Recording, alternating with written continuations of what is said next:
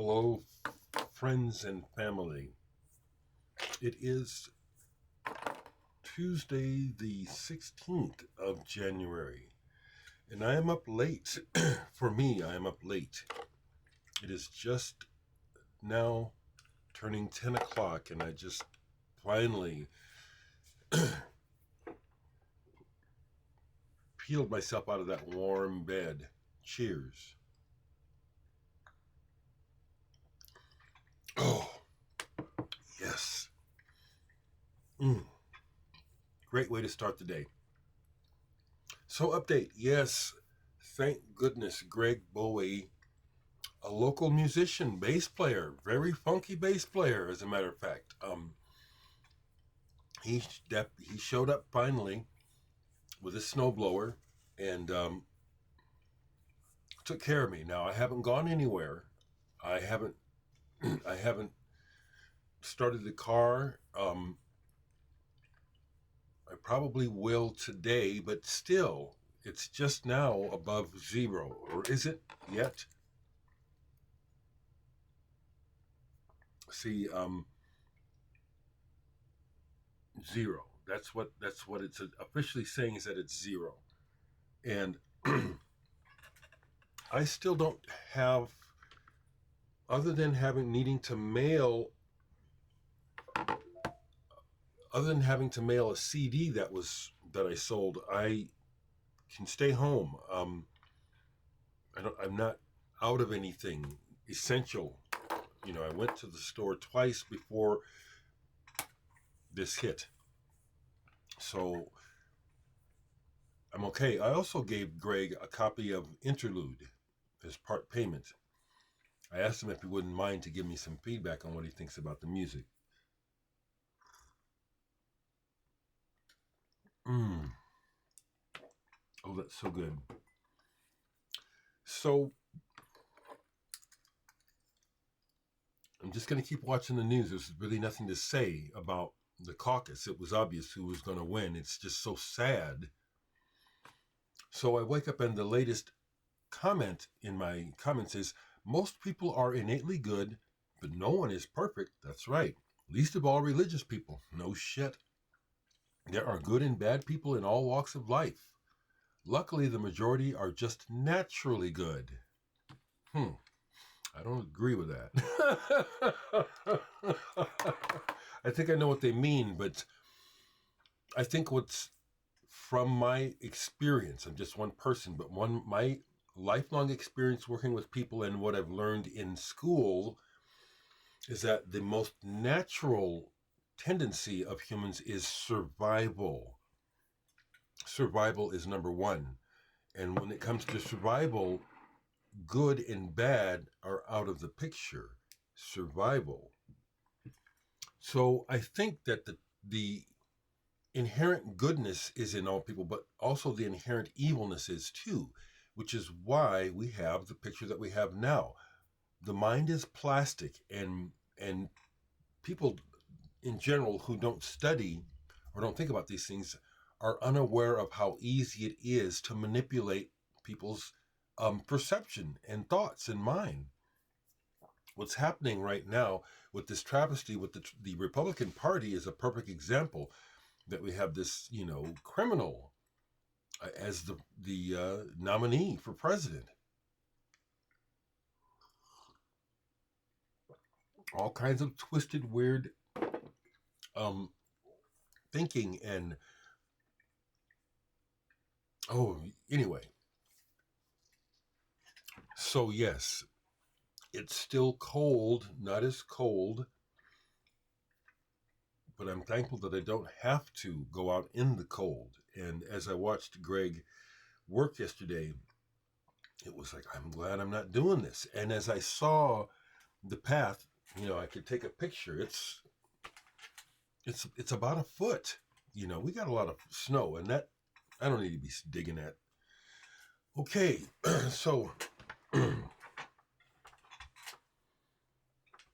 yesterday was a blessing. Yesterday ended up being, I can't always tell right away.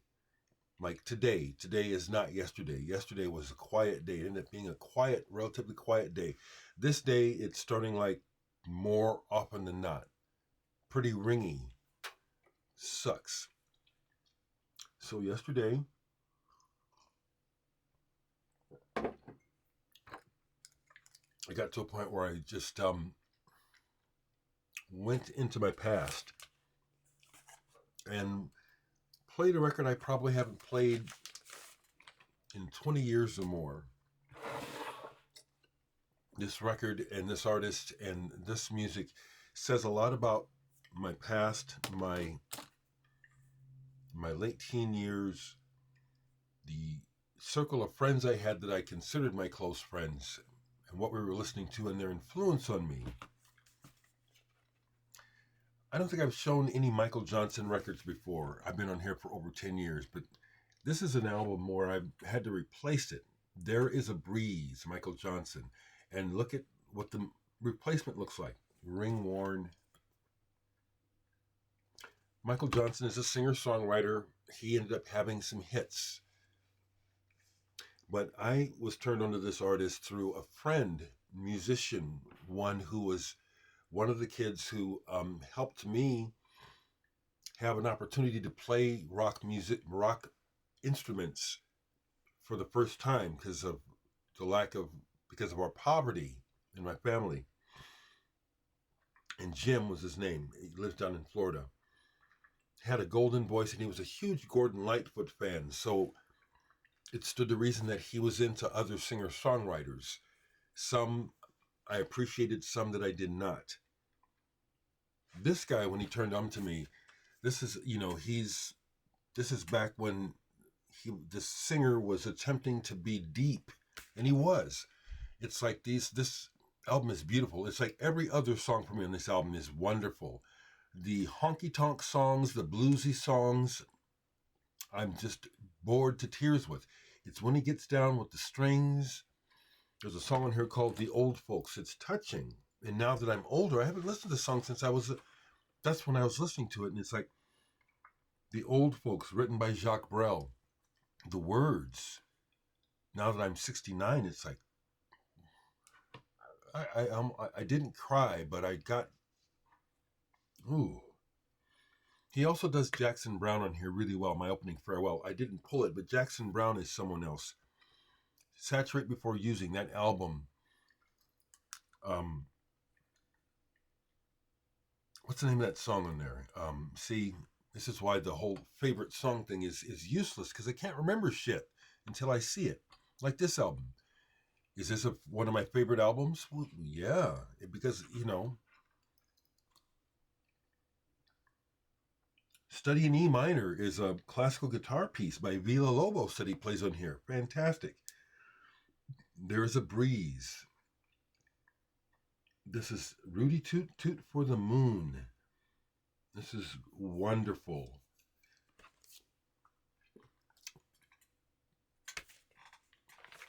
Wonderful. Yeah, this is my shit. This is my shit. See, it's like I have so much music. It's like we could go on and we could go in a whole other direction, but I'll be starting to say the same thing. Yeah, this is some of my shit, So that's why that favorite question is just bullshit for me. Can't remember until it's in my face. So, a couple more records because I was just chilling. Really didn't do anything in the studio yesterday either. I listened because my ears were quiet, and today then it's not quiet, damn it. Sucks. Pulled this band. There's a connection to the Muppins and Dave Newhouse. These folks are from the East Coast area, Maryland, I think, possibly. Oh, I look here and it's Spring Hill Road, McLean, Virginia. But I understand that the Muppins know these guys, did some shows possibly with him. However, is the name of the band, Calling, on the fantastic Cuneiform label. This is Prague. This is their second album. I have the first one too. This is, for the most part, really good. But again, it has to do with my thing with vocals. I know I'm picky. And so some of the vocal efforts on here work and others are, it's like, well, I hear what you're attempting, but you didn't make it. It's like, there are so many times, especially with music like this, that I wish they'd just make it instrumental. All the instrumentals on here are wonderful.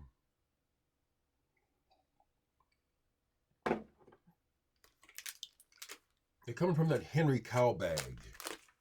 Good writing and good playing and just very unique. And you have to listen to know what's going to happen because it's not a typical form that they use. That's what I like in music. Here's an album that sounds dated, but it's still really exciting. So, as I was listening, I was trying to figure out how are they doing this. Hula, Cut from Inside. How is it that this sounds dated and clunky and still really compelling? Because I listened to the whole album.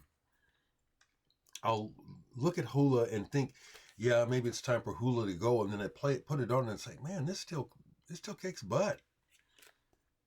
English band, Hula. Some of you folks who speak up and give extra information in the comments, if you know about Hula, if you know those guys, tell me something. Tell us something. That'd be cool. I think Anders Allen, I don't think he watches me anymore or makes videos, but he's, I think, Swedish and a guitarist. And he recently shared online a personal milestone where he's now special education instructor. He just got his, he's some certification. I think he sent this to me. I at the very least, I know he knows these people. Excuse me. Fire with Jim O'Rourke. The album is titled Unreleased. This is on Rune Gramophone, that great label. Mats Gustafsson is the player on here besides Jim O'Rourke that I know. This is really, really good. When I first got it, it was another instance where it's like, I can tell this is good, but I'll have to get back to it.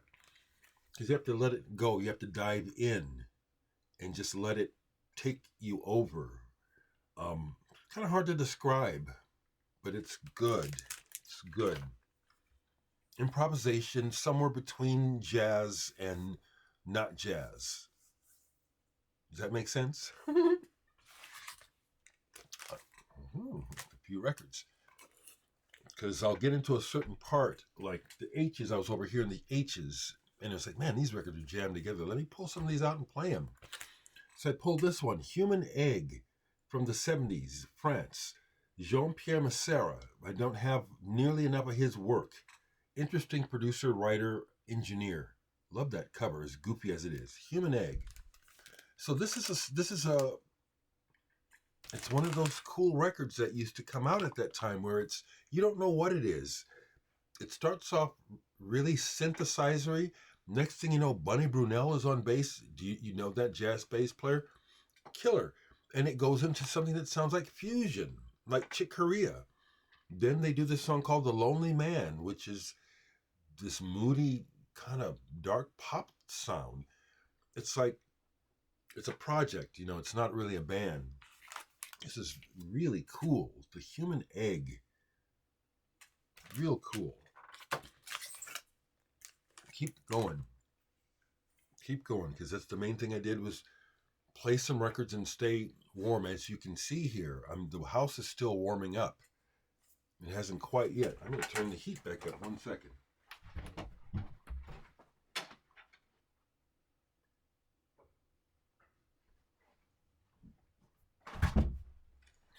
My gas bill's going to be insane. I'm just thankful that I should be able to pay it. It's like, I generally, because I hibernate in this one room, especially in the winter, and use the space heater and just warm this one room mainly to keep my heat bill down, but it also helps everyone. We actually had the utilities company calling people all over Omaha. I didn't get the call, or if I got it, I just deleted it because I didn't answer it because I didn't recognize the number. But they've been calling people saying these are things we need you to do to prevent blackouts. Ooh, damn, I'm sorry, people. But I'm doing my part already, as I say. I economize on use of electricity and utilities. So I just turned the heat up. Jon Hassell, who we lost either last year or the year before, amazing, wonderful musician. Listen to this, and then I just got lazy and listened to a bunch more on the computer because I have a lot of these records. I have digital copies as well. Seeing Through Sound, Pentimento Volume 2. Music of the Fourth World is what he called his invention, and it is an invention. This music sounds like no one else. It's beautiful, compelling, mysterious, sonically very, very, very interesting, very captivating. Jon Hassell, find out about him. He was a big influence on the development of ambient music via Brian Eno. Eno is just the most famous. He's not the inventor of... Eno didn't invent shit. He just brought it into the public's purview. That's what I give Eno credit for. He didn't invent quiet ambient music. Far from it. And I spoke about David Sylvian yesterday, and ended up listening to some Japan, Exorcising Ghosts. This was a really unique band. As I said, they started out as teens, really not knowing what they were doing, copying Roxy Music and other bands to a degree, trying to figure out what they were about. As their musical talents started to develop in their songwriting and their identity musically, they turned into something very unique. It makes sense in a way why they broke up after making 10 Drum. Where could that band have gone as a band? Because their interests were divergent, and yet David Sylvian seemed to have a very strong personal vision about what he wanted to pursue, which he did solo, and his solo albums are highly recommended. But this is a compilation of Japan's work, and it shows where, as you get close to the fourth side and 10 Drum, where things were going. Gentlemen Take Polaroids and Quiet Life, both of those albums have merit. I, for one, really like Gentlemen Take Polaroids, that album. I like that album a whole lot. For the second time, someone, possibly the same person, has left a comment when I showed a Sleep record that I'm supposed to like heavy music, but I don't like Sleep. That's a strange comment, and I don't know why you're leaving it here. You're free to, but it's like, why is this person saying this? Well, I don't care if you like Sleep or not, or whether or not you're supposed to like heavy music. What does that mean? Did somebody tell you since you like one thing, you're supposed to like everything else? That is what happens when we're kids. Hopefully you grow out of it as an adult. That's why I keep complaining about politics, is because we're looking at some really infantile behavior that people... This is acceptable adult behavior, especially from Donald Trump, and he won. Of course, we know that he's the